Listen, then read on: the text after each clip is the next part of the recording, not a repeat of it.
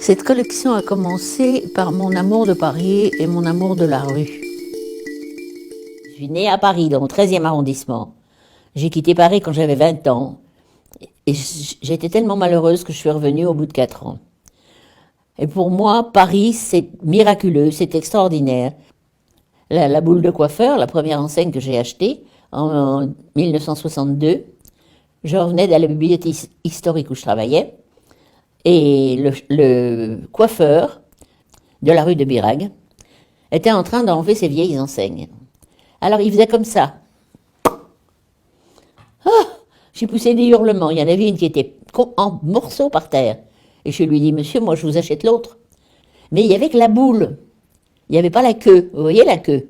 J'ai été à la garde républicaine, j'ai acheté une queue de cheval. Je l'ai accrochée.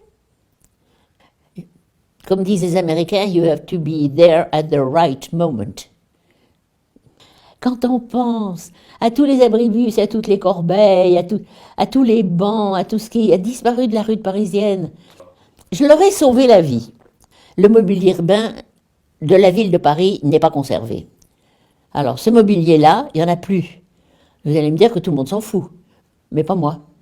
C'est les bancs de mon enfance. J'ai été à la régie autonome des transports parisiens. J'ai dit, bonjour monsieur, je voudrais un arrêt de bus. Et le type m'a dit, quelle station voulez-vous? C'est Sully-Morland. Alors il m'a dit, très bien. Et je suis très contente d'avoir mon arrêt d'autobus. Vous savez, j'avais acheté une pissotière. Hein. Il faut pas renoncer, vous voyez.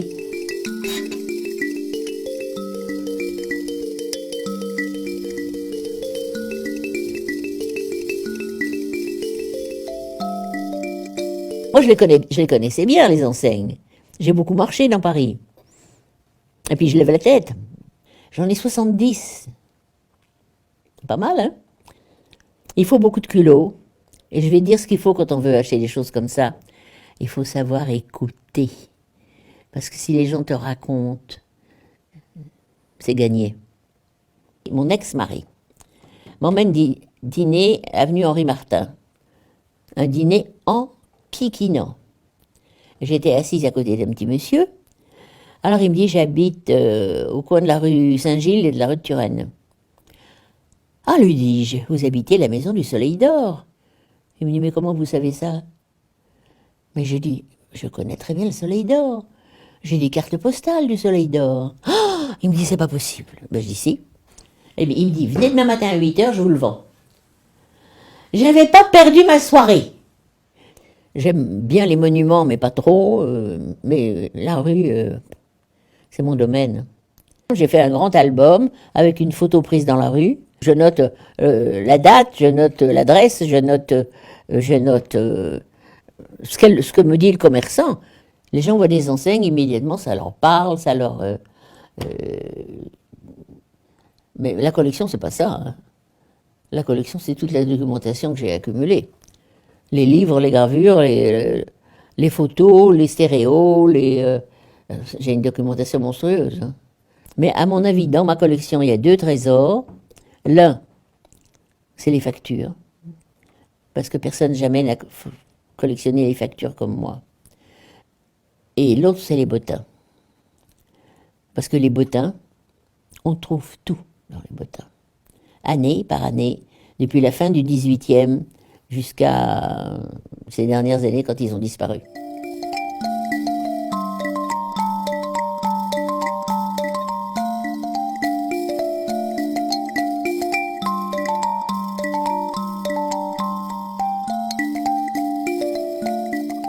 C'est l'image de Paris, l'image sous toutes ses formes. Les livres, les gravures, des photographies, les vues stéréoscopiques. J'ai ça de cartes postales sur la rue des Amandiers, tu vois. Alors j'ai acheté tout ce que je trouvais, car la rue des Amandiers, il ne reste rien de la vieille rue des Amandiers. Tout ça c'est détruit. Tu vois, pour une petite rue comme ça, il y a beaucoup de cartes, hein. Mais les enseignes, c'est un hasard, c'est un surplus. Ce qui est le plus important pour moi, ce sont les factures. C'est indiscutable une facture. C'est un document fantastique. Le nom du commerçant, l'adresse du commerçant, le jour, l'heure, la date, l'année, le nom du client, savoir combien de temps le client a mis à payer. Il y en a, c'est 4 ans. On voit tout passer, vous voyez. Alors, ça et un bottin, vous faites la vie d'un bonhomme. Hein.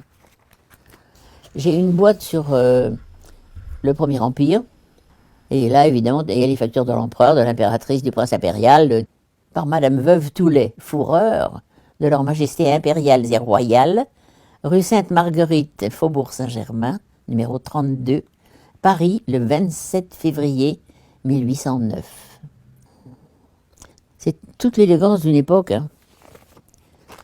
Aujourd'hui, on t'envoie un email. Je dois avoir, je sais pas, 20 000 factures.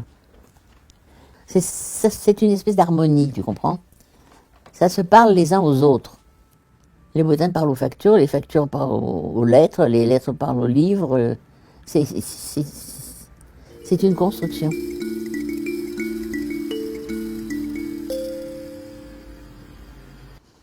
Je vous remercie infiniment d'être venu. Je suis absolument désolée que ma vieille santé n'ait pas permis que je sois avec vous.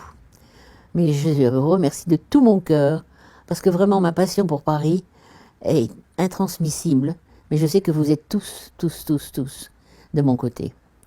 Alors je vous embrasse et merci encore.